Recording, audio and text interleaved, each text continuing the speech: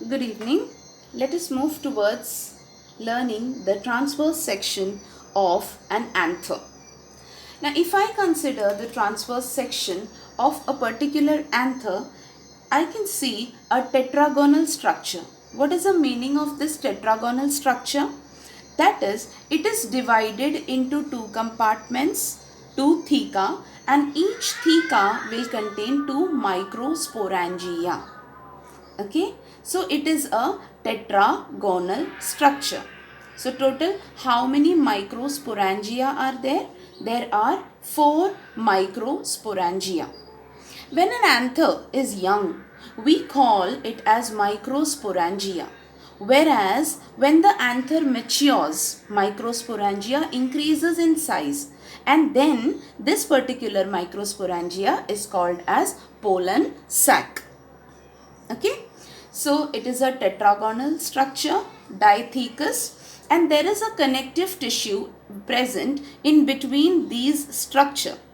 This connective tissue is a sterile tissue. What is the meaning of the sterile tissue? Sterile tissue do not take part in the process of reproduction. Hence, it is called as sterile. Okay.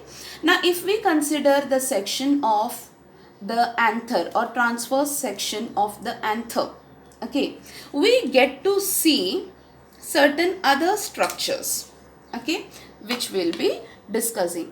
Now, if you can see, this is the outermost layer of the tetragonal structure, and there is a particular layer in between these two, between the microsporangia and the outermost layer. Okay, these region we call it as anther wall. And when we say transverse section, we are actually taking the transverse section of the anther wall. Here you can see 2 points, okay, where they are getting connected, this point, okay. These are the points wherein the dehiscence takes place, okay, or liberation of the matured pollen grains takes place. So this point, it is called point of dehiscence. This point is called point of dehiscence, okay. Now, when we talk about the layers of the anther wall, basically there are two main layers, okay, the outer layer and the inner layer. I hope the diagram is clear. Okay, the outer layer and the inner layer.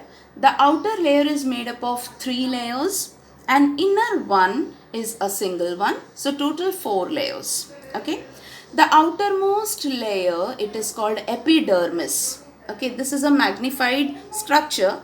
So outermost layer, it is called as epidermis. It is made up of single layer of flat cells. Okay, just below the epidermis, there is a layer which is called as endothecium.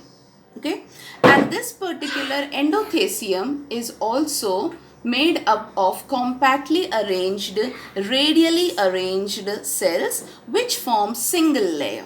Okay, inner to endothecium, there is a middle layer which is made up of 3 to 4 layers of parenchyma cells.